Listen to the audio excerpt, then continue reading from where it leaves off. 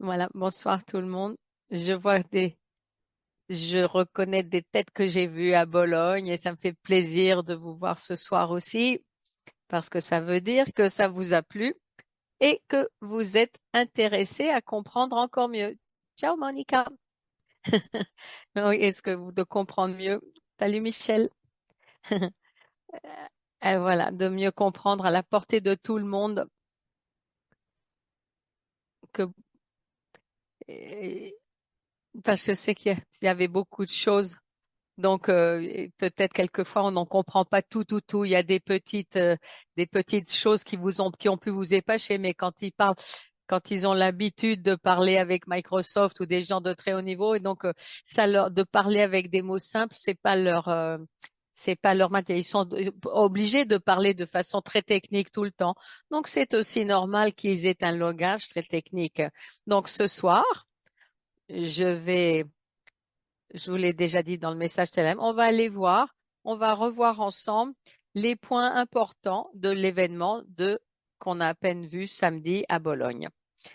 Je sais que que la plupart d'entre vous ont aussi été là, participé. Il y a aussi beaucoup de personnes de la France que je salue et qui probablement n'ont pas pu participer parce qu'ils n'ont pas pu venir, parce que c'était trop loin. Donc ce soir, on va mettre en évidence ce qu'on a vu samedi et toutes les nouveautés, quoi.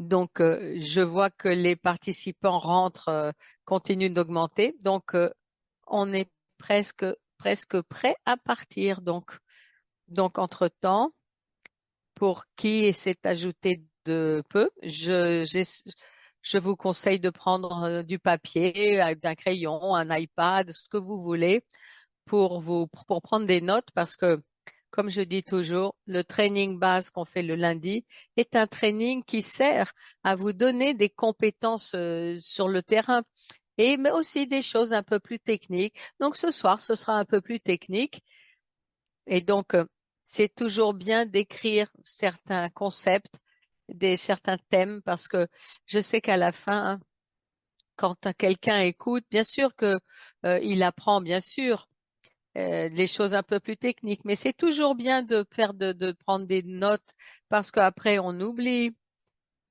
quand on sait pas comment répondre quand on nous fait des objections.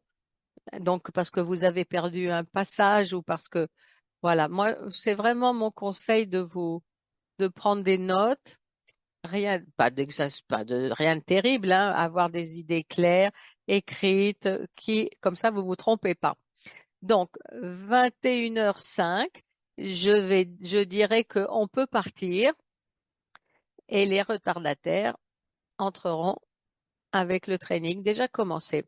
Je renouvelle mon salut à tous, toujours moi, Delan Bellotti de la province de Bergame, et je suis là pour vous faire un récap de ce qu'a été l'événement qu'on a vu samedi à Bologne.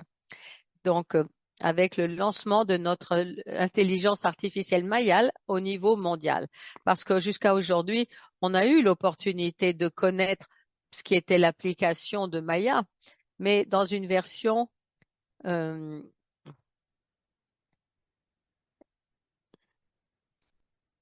on doit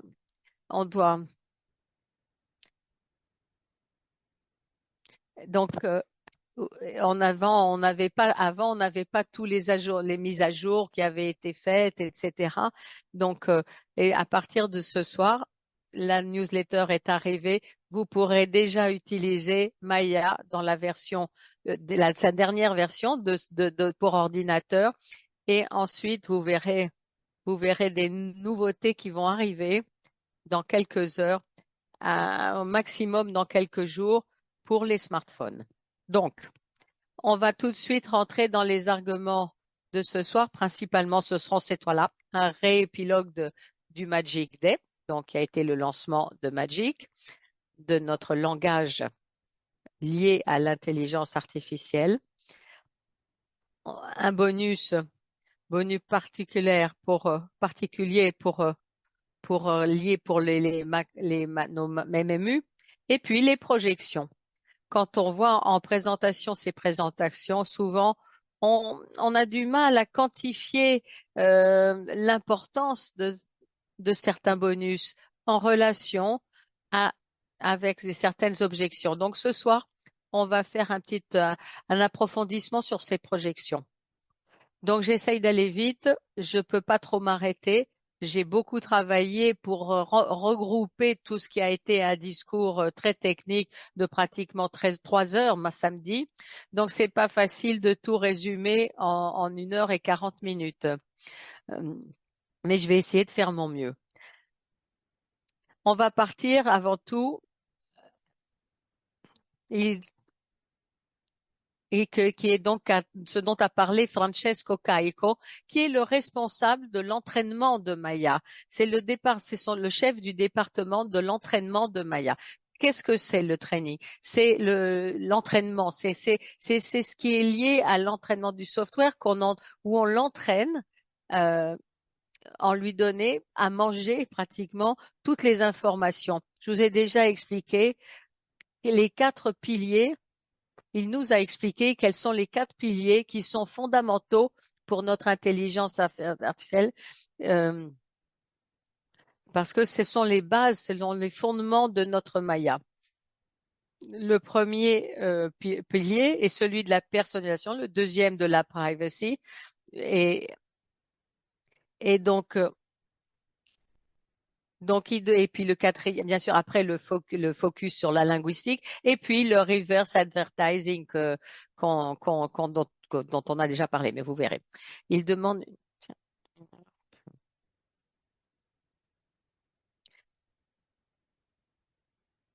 Alors, on va partir du pilier de la personnalisation. Très important de passer dans notre intelligence artificielle, parce que là, en dehors, dans le monde, il y a beaucoup d'applications, beaucoup d'intelligence artificielle qui sont dans la vie quotidienne de tous les jours.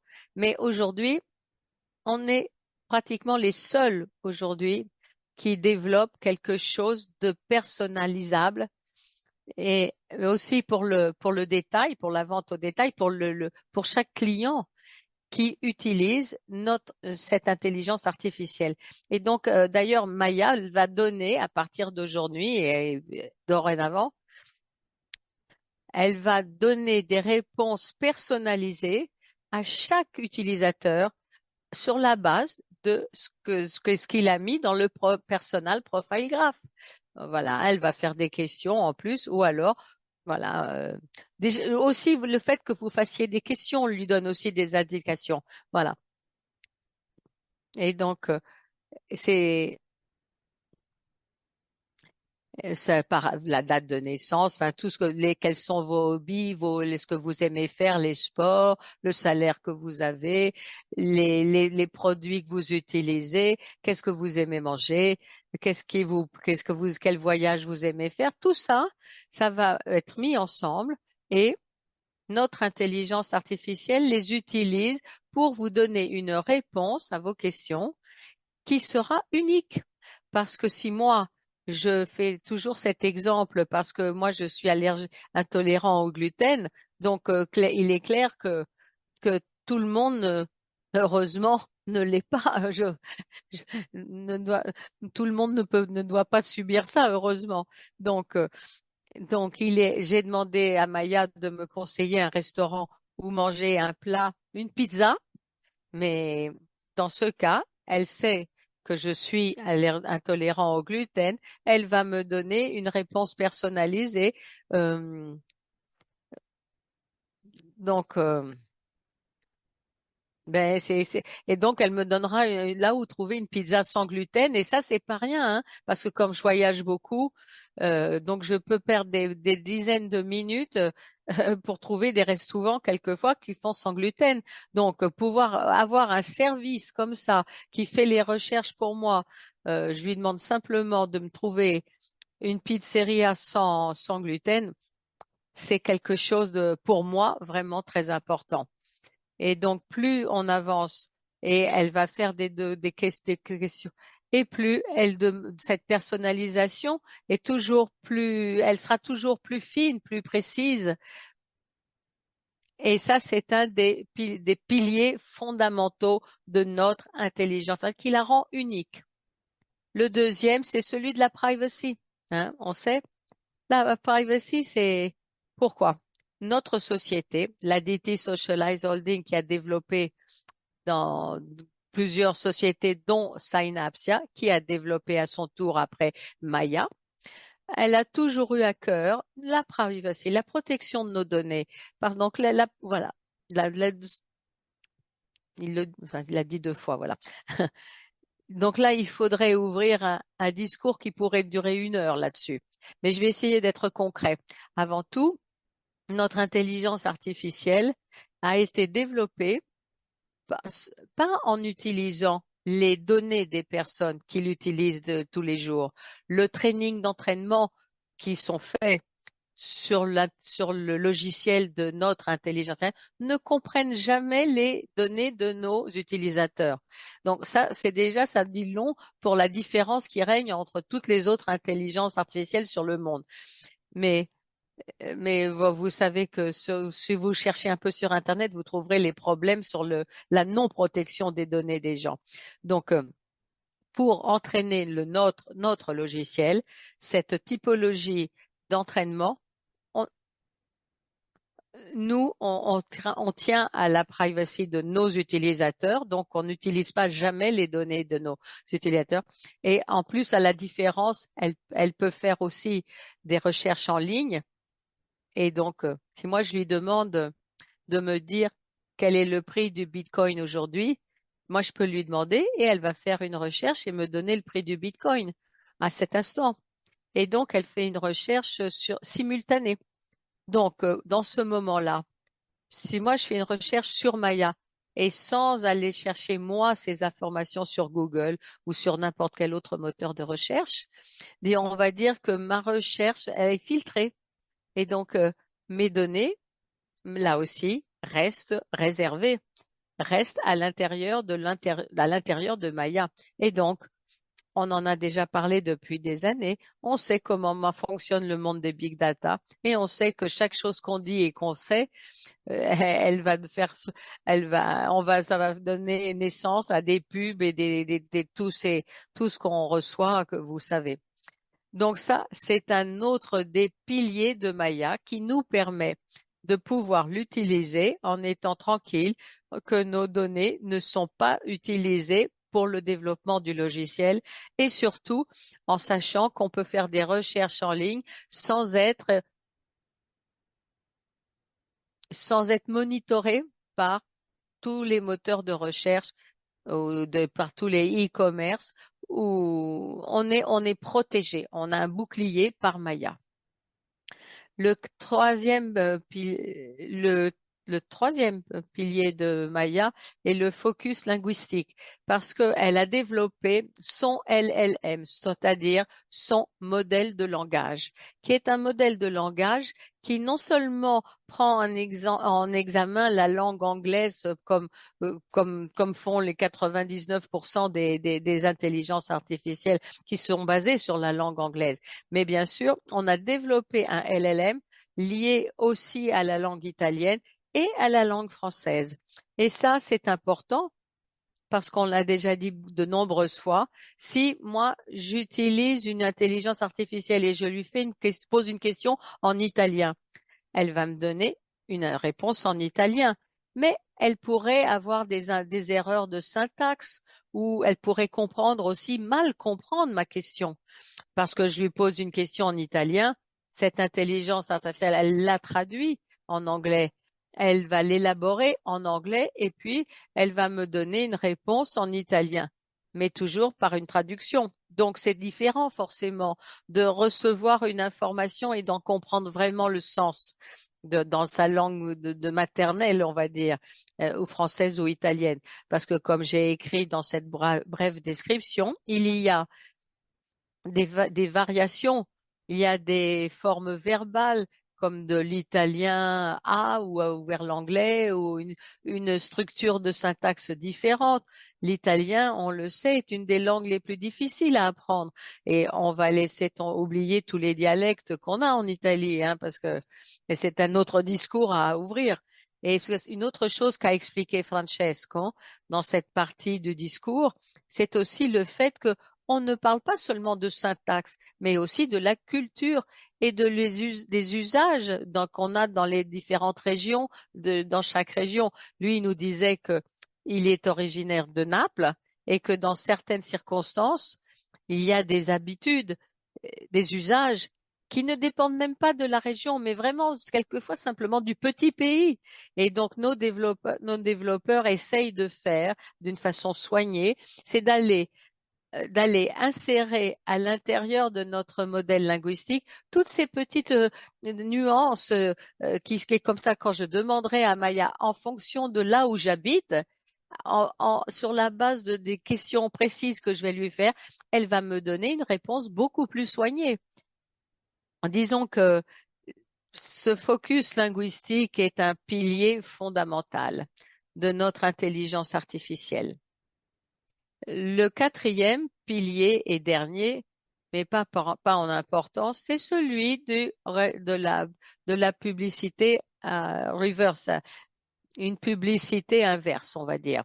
Parce que euh, là, je l'ai écrit très bien.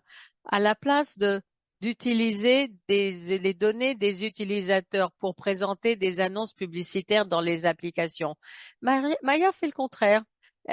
Avant tout, elle cherche d'avoir comme objectif celui de vendre des espaces publicitaires au hasard. Mais son objectif principal est celui de comprendre les intérêts de l'utilisateur. Et seulement alors, elle me conseillera des produits, mais qui vraiment pourraient m'intéresser. Donc c'est un concept différent parce que au lieu d'aller dans une boîte et demander j'ai des personnes qui pourraient être intéressées à ce genre de produit. Moi d'abord, je comprends que la personne est intéressée à un produit et après je vais à la société et je dis voilà, moi je sais que cette personne elle a besoin de ce produit. Donc ce type de vision pour te donner une idée du target qui l'intéresse. Donc elle n'est pas seulement centrée vers la vente, mais plus centrée sur donner une expérience à l'utilisateur où il ne se sent pas violé. Euh, je parle pour moi parce que souvent quand je suis souvent seule et mes amis, je je parle d'une voiture avec mes amis, d'une montre d'un pays où on pourrait aller en Grèce ou ceci. Et là, je me retrouve la publicité d'aller en Grèce tout de suite après. Je me pose des questions sur combien de privacy j'ai sur les plateformes que j'utilise et sur combien effectivement à partir de ce moment-là, combien est-ce qu'ils vont payer Instagram et Facebook pour voir ces résultats? Mais moi, ça m'intéresse pas. Je ne sais pas si j'ai envie d'aller en Grèce. J'en parlais juste avec des amis, alors que Maya, elle va se me répondre sur mes intérêts réels.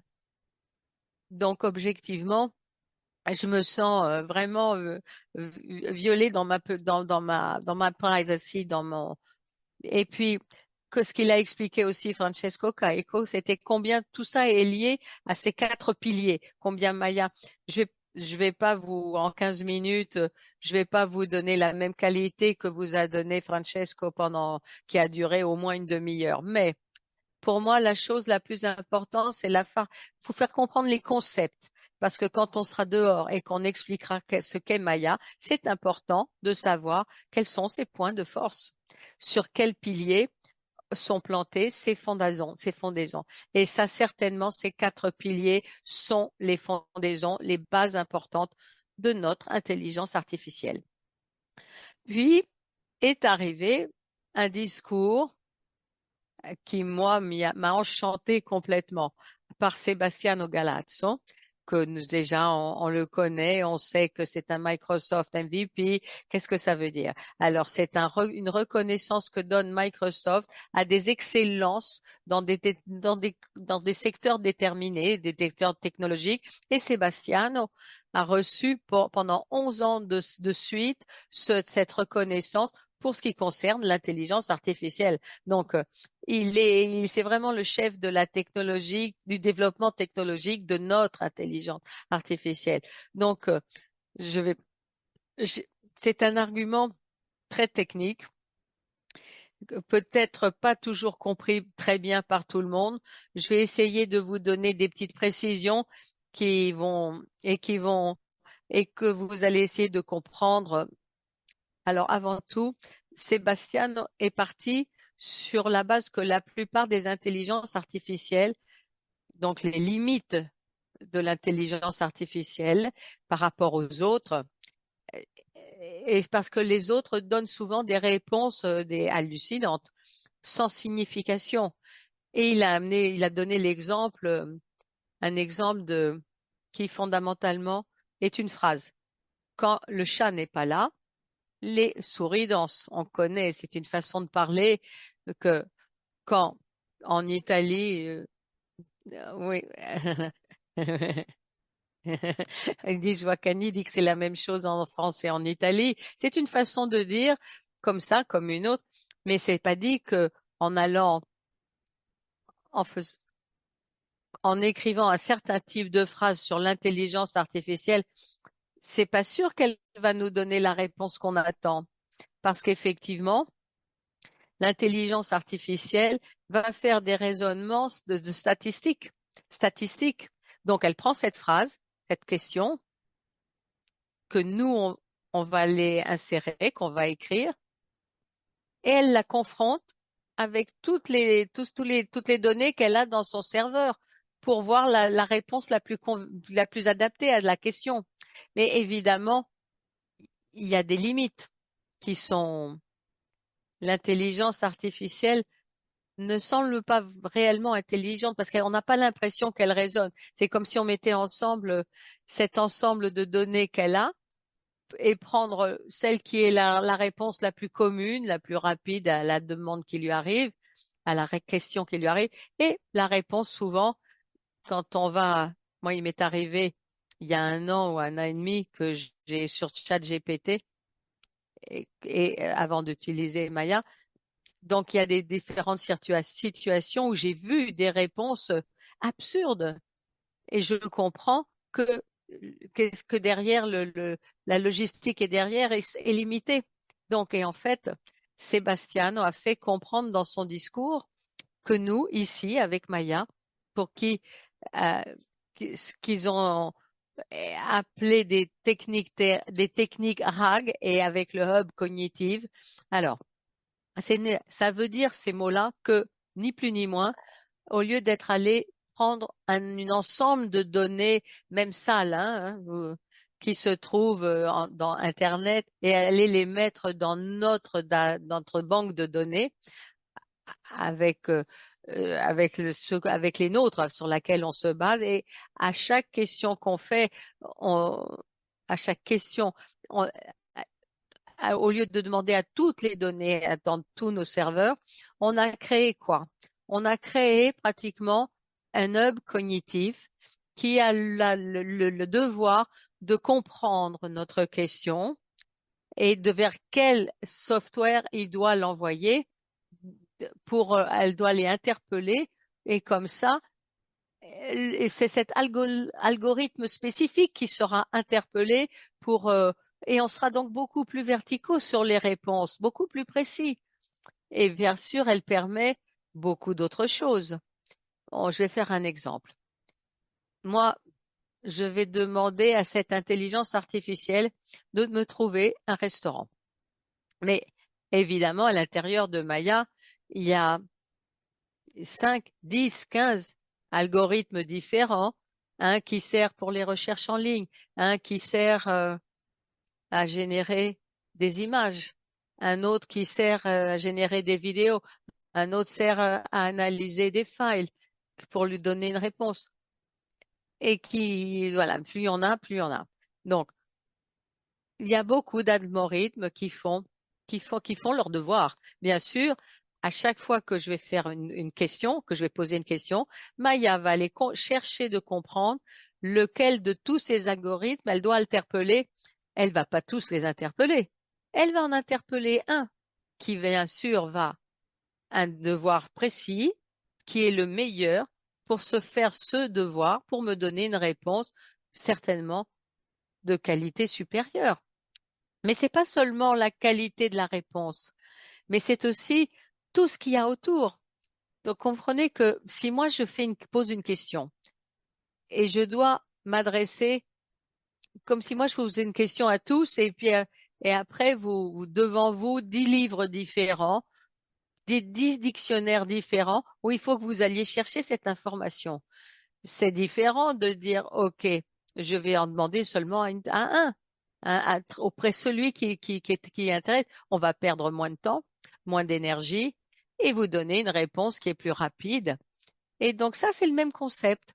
Nous, en ayant créé ce hub cognitif qui va les trier, qui va filtrer euh, lequel software qu'elle doit solliciter pour avoir une réponse, on va avoir une économie d'énergie en plus.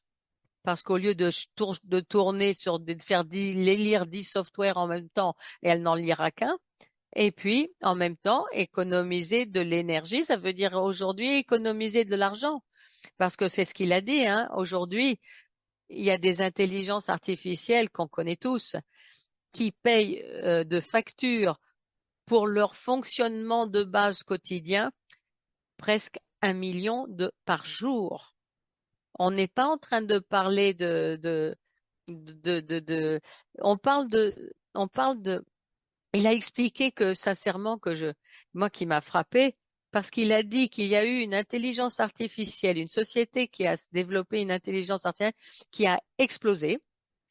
Elle a été super connue, super demandée, et en plus, elle s'est trouvée du coup à devoir payer une facture d'énergie tellement haute aujourd'hui, elle a des difficultés pour continuer. Et elle est en train d'être en faillite. Donc, il faut bien comprendre que l'intention que portent nos développeurs, porte sur l'économie d'énergie de notre intelligence artificielle. Pour moi, c'était une chose très, très importante. Pas seulement importante, mais très, très, très importante. Parce que économiser de l'énergie, ça veut dire économiser de l'argent aujourd'hui. Donc, et puis, en plus, comme je vous ai déjà expliqué, ça veut dire avoir plus de rapidité, donc des prestations meilleures. Et, et donc, si j'économise de l'énergie, j'économise de l'argent, et bien sûr, j'ai des prestations meilleures, mais si donc, je vais aussi réduire les émissions de carbone. Je sais pas, ce carbone, donc, mais on sait qu'une société de ce genre qui prête attention à ce genre de thématique, de ce genre de problème, moi je le vois pas comme un malus, hein, je le vois comme quelque chose de très important. Et c'est selon moi, là aussi, Sébastien nous a fait comprendre l'importance de la partie verte de notre intelligence artificielle. Donc ça, c'était un peu tout le discours qu'a fait Sébastien, non? Bien sûr, il utilise des termes très techniques. Il m'est arrivé de parler après avec des personnes qui avaient pas tout compris de ce qu'il avait dit.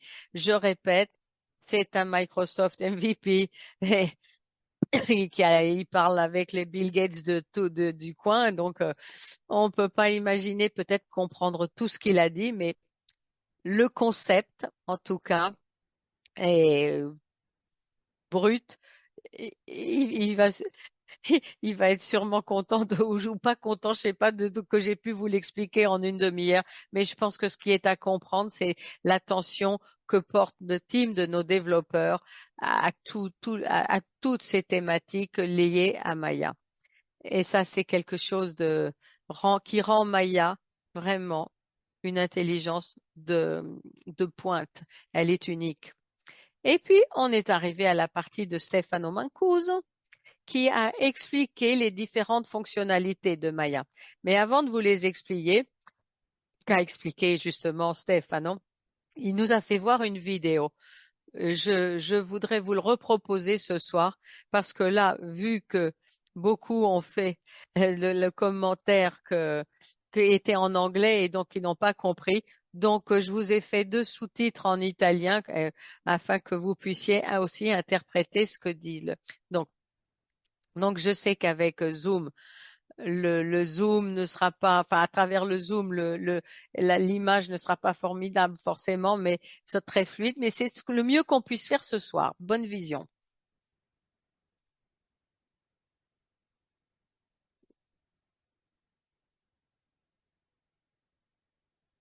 Hey Maya, tu peux t'en occuper toi? Je me sens un peu perdue.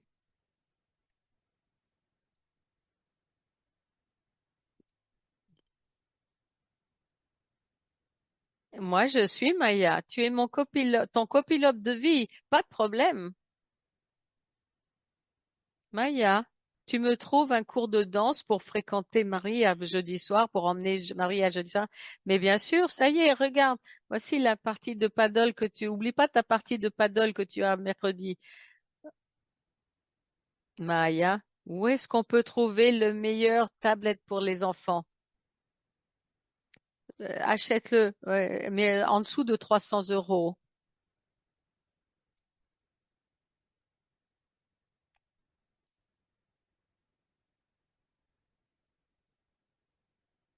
Maya, tu peux montrer, nous donner des idées pour un week-end que les enfants soient pas devant leurs écrans. Ah,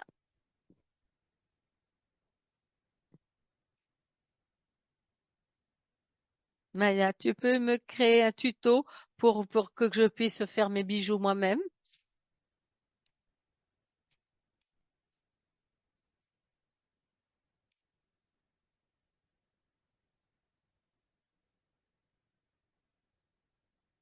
Oh, super. Maya, est-ce que tu peux me trouver un cours de judo pour mon fils près de chez moi?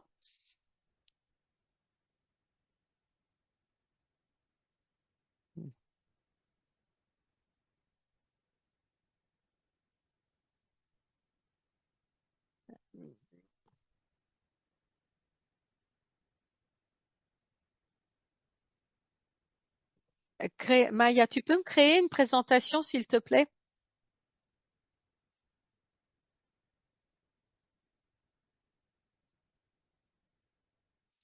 On l'a fait.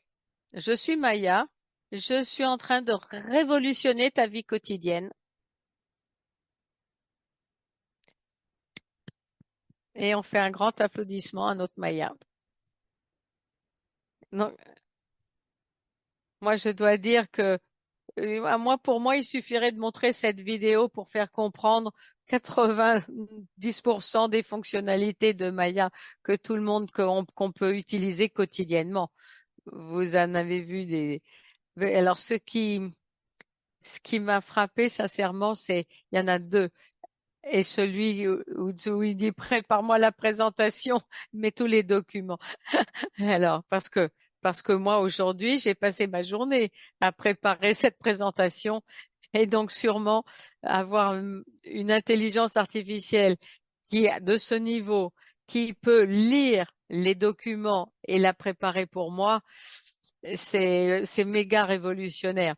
Mais aussi la partie où trouve-moi le cours de judo tout prêt ou alors euh, ah oui, c'était pour le cours de judo, il était à côté de chez sa grand-mère, donc il va d'abord voir où la grand-mère habite et pour après.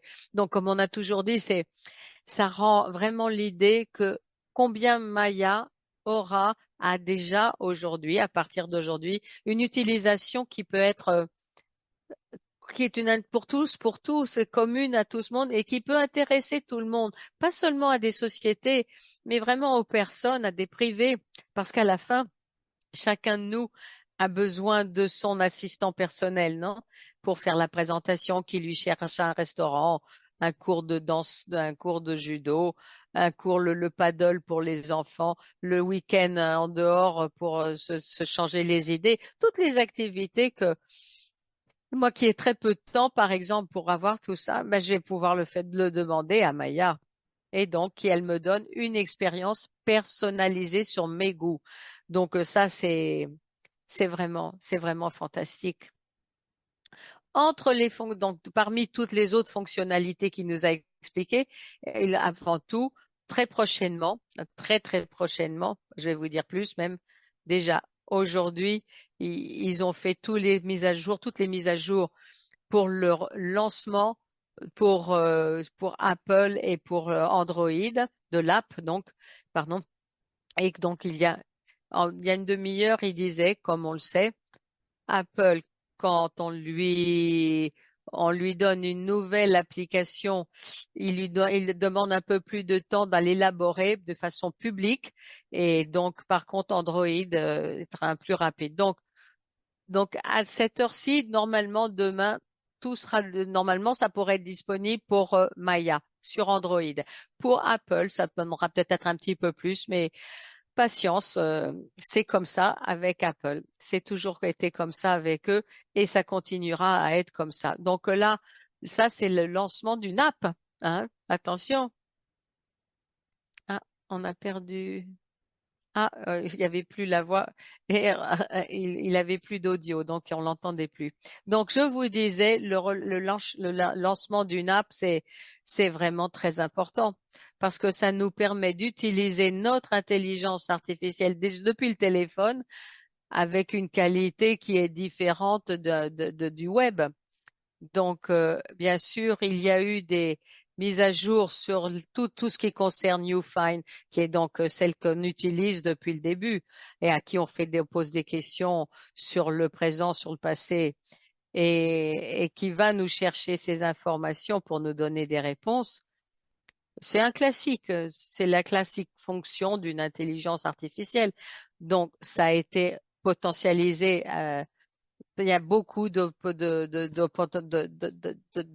fonctions de YouFind qui sont augmentées. Pas toutes les intelligences artificielles nous permettent, par exemple, de charger un lien qui soit, que ce soit d'une vidéo YouTube, par exemple, et nous en donner un résumé de ce site ou d'une vidéo.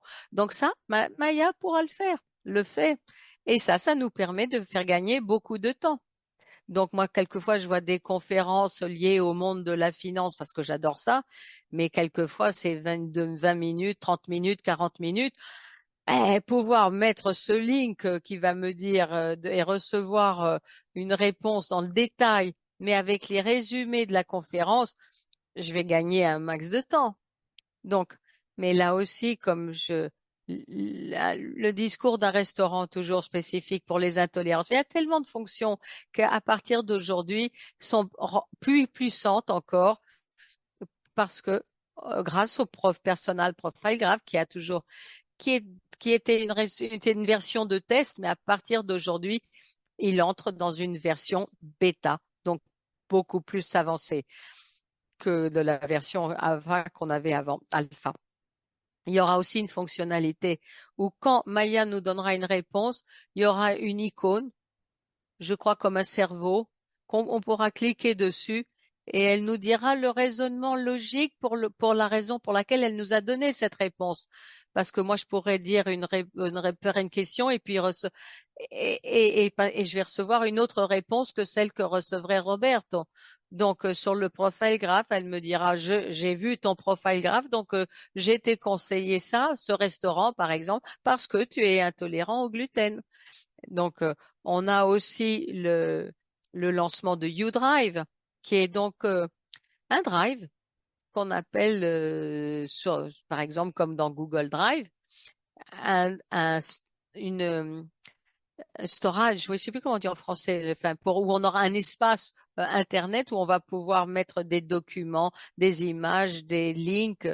On va pouvoir charger tous ces documents aussi bien en allant sur l'application, en faisant l'upload de ce document, ou alors en envoyant un mail précis de Maya, qui est plus habitué à envoyer les documents par mail pourra faire directement cette chose. Donc, envoyer un document par mail et Maya le recevra et le mettra directement dans notre Drive. Et la fonction de UDrive sert à aller chercher ces documents, de les lire et de pouvoir nous donner une analyse de ces documents qu'on a chargés.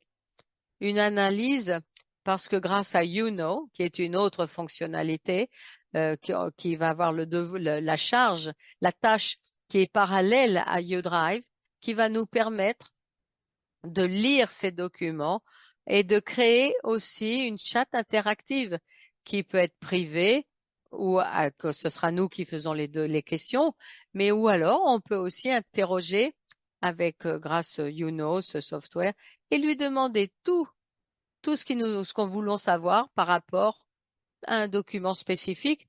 Et là aussi, il a donné plusieurs exemples. Par exemple, l'exemple banal de j'ai un restaurant.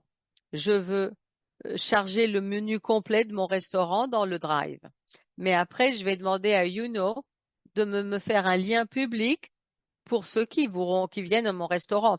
Alors eux, ils arriveront à l'intérieur de ce link et à la place de devoir regarder tout le menu quelquefois il faut 3 heures pour lire un certain menu.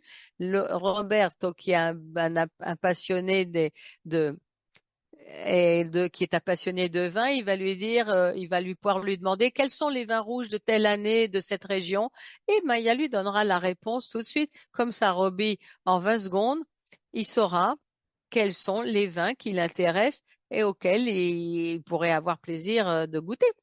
Donc, il a gagné pas mal de temps.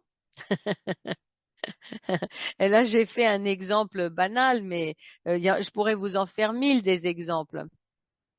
Un autre exemple, c'est celui de l'assurance. Qui a lu les termes de l'assurance quand il faut voir le contrat d'assurance de la maison, de la voiture, pour le chien? Alors beaucoup.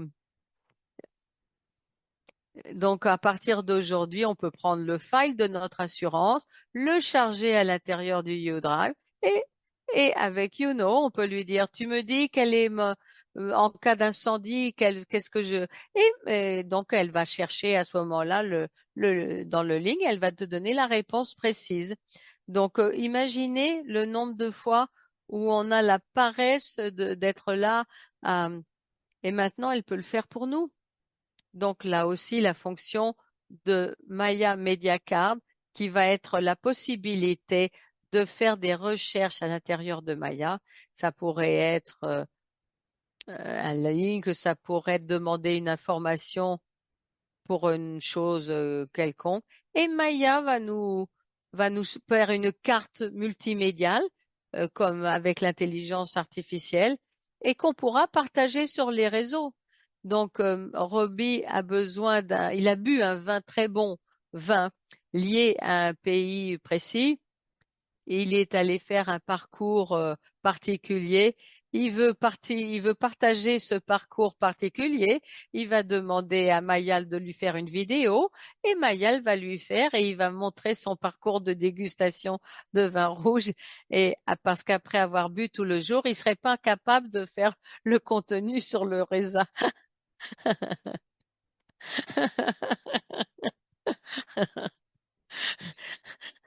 Donc, et puis, bien sûr, il nous a aussi expliqué quelles sont les nouveautés qu'on va trouver aussi aujourd'hui et que, et puis la roadmap de Maya avec ça, c'est les abonnements que nous trouverons à partir d'aujourd'hui.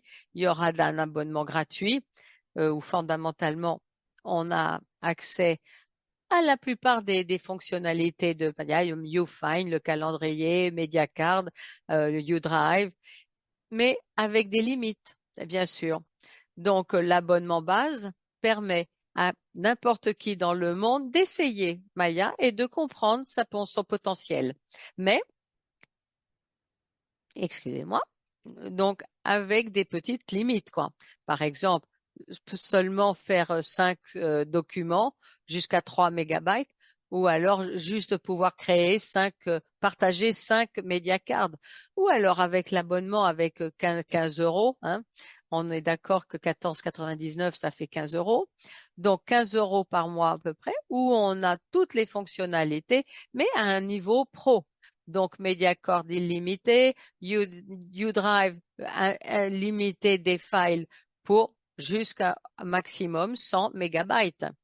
Et si on veut des espaces en plus, pour 100 mégabytes de plus, ce sera 9,90 € en plus.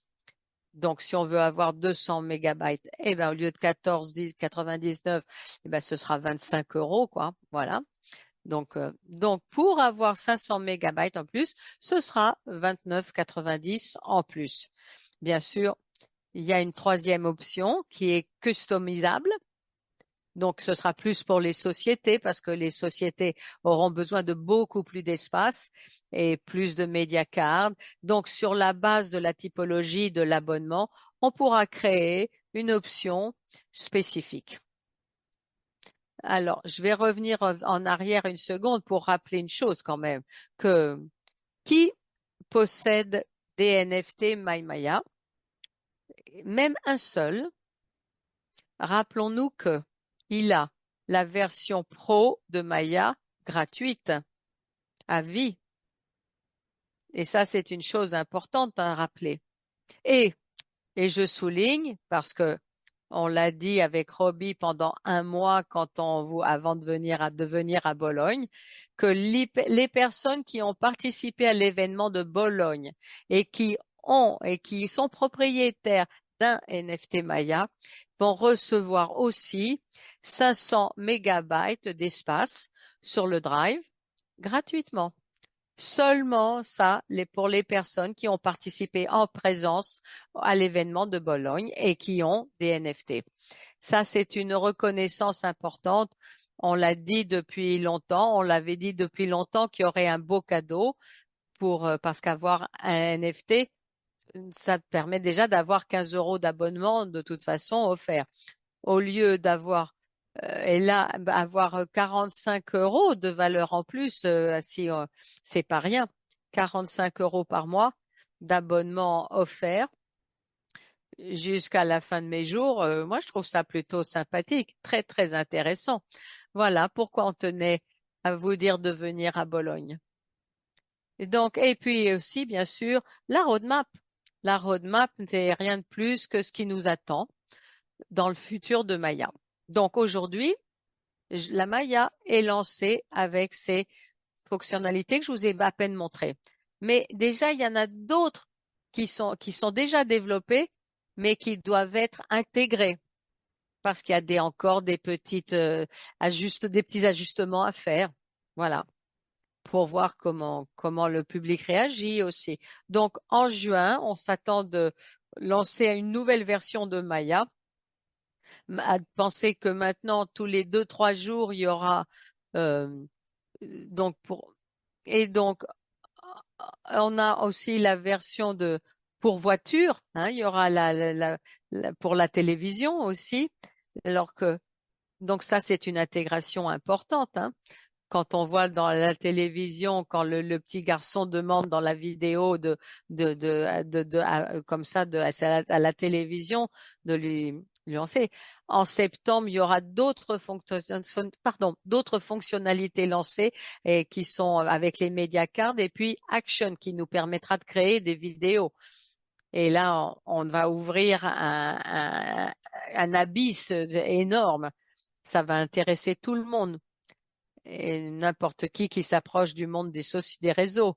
Et puis en octobre, le Maya Wallet, donc relié directement à un portefeuille qui va nous permettre pour les achats personnalisés.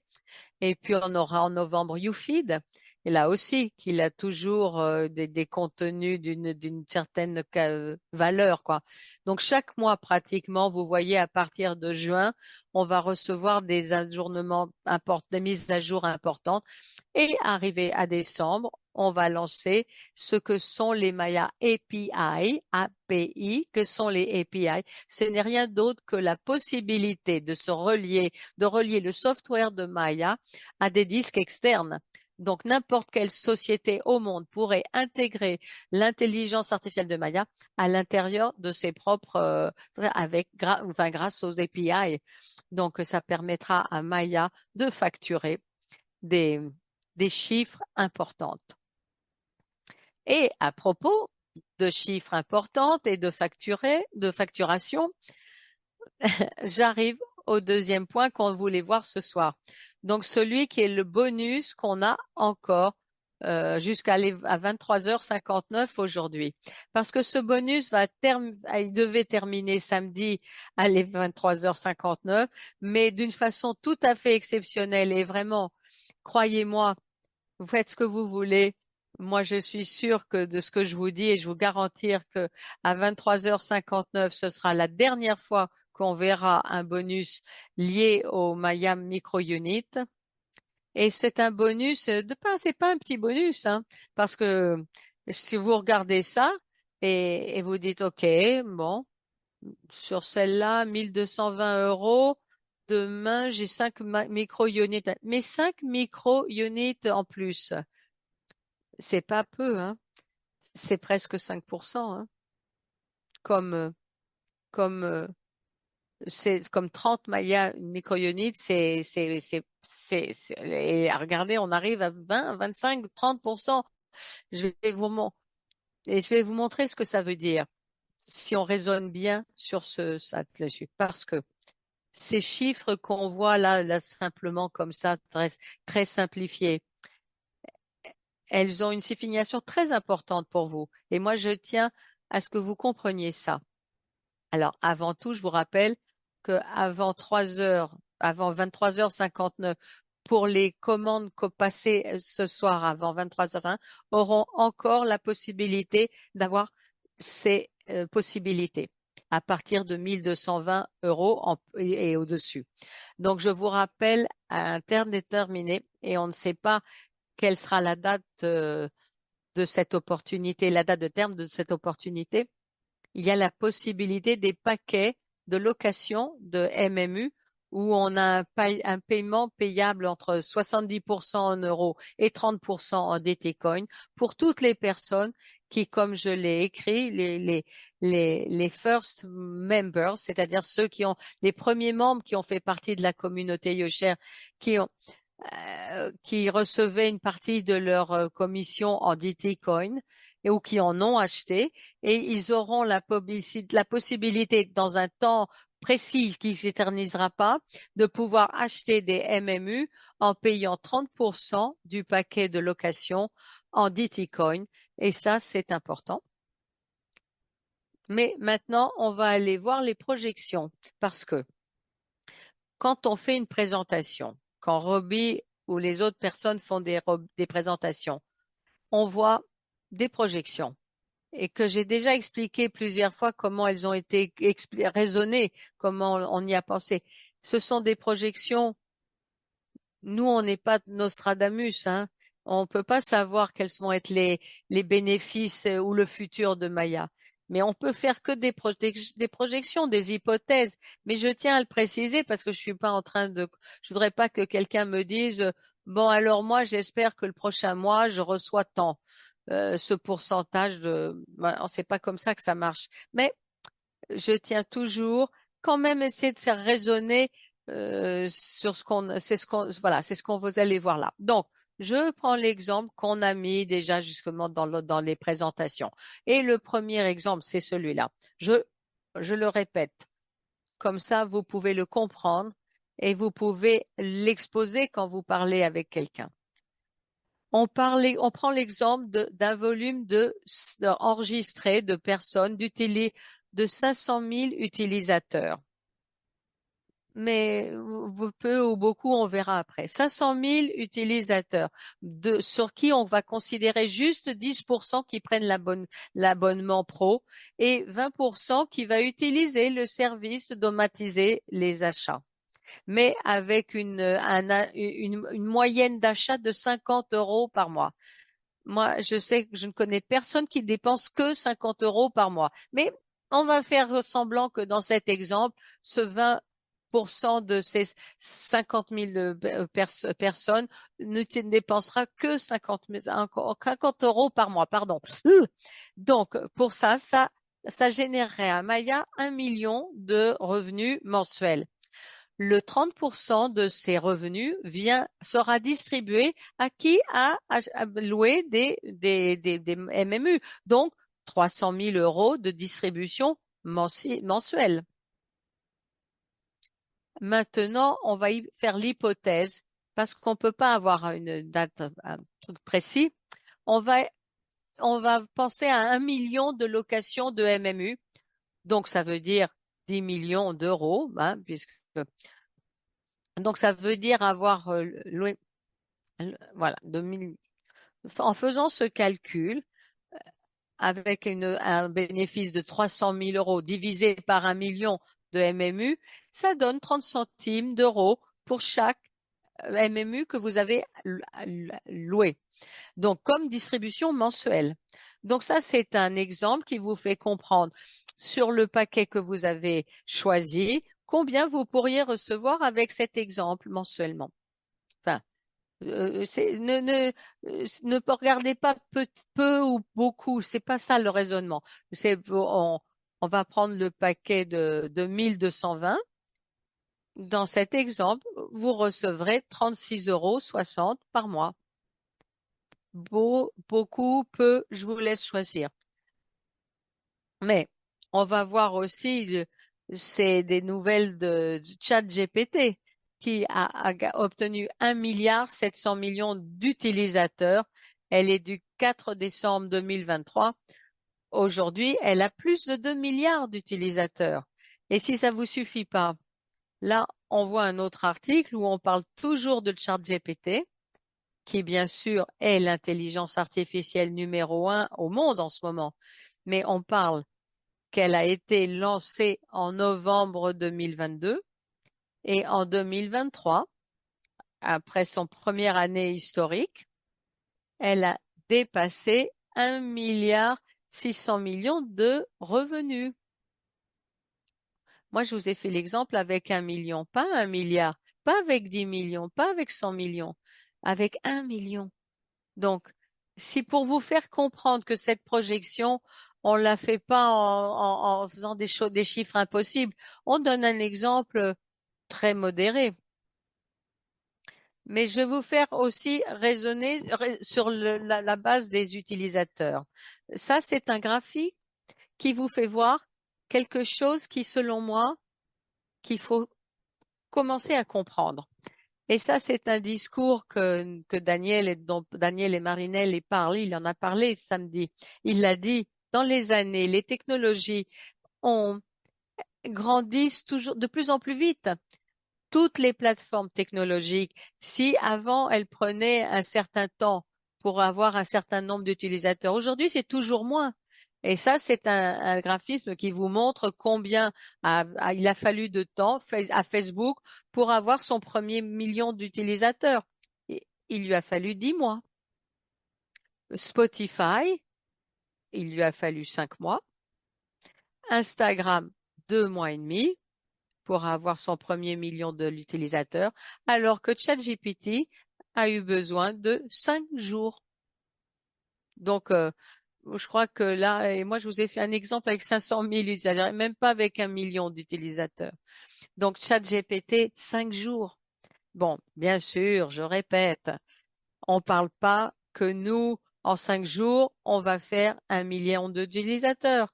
Mais je suis en train de montrer, de vous donner des données qui devraient faire réfléchir sur combien l'intelligence artificielle, dans cet moment historique, attire les personnes, intéresse le marché.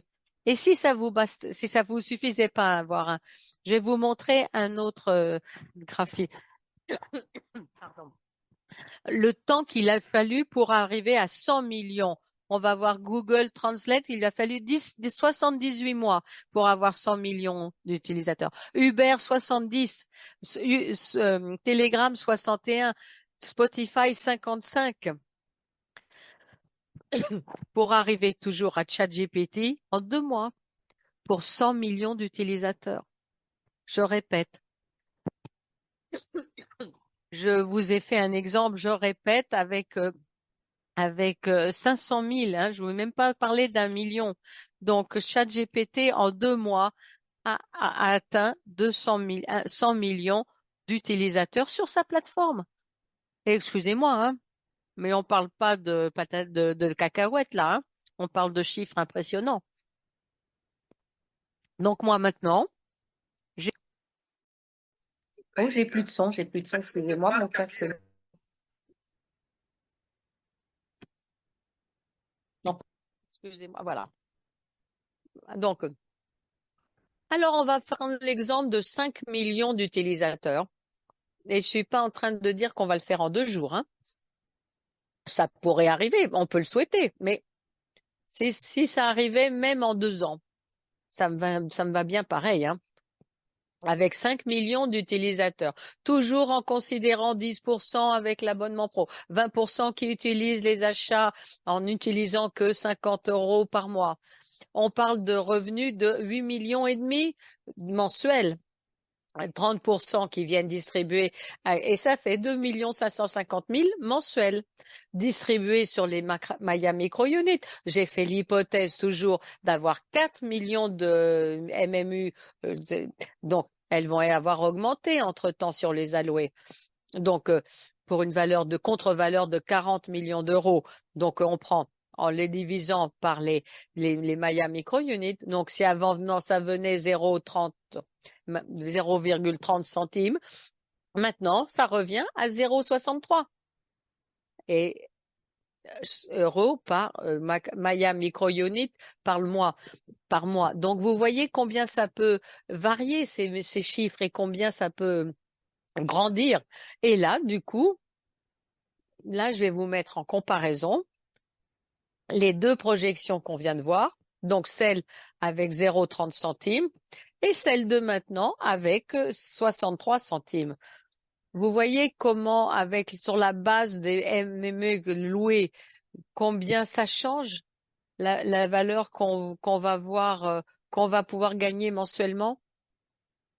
Alors maintenant, j'ai fait une autre hypothèse pour vous faire comprendre l'importance du bonus.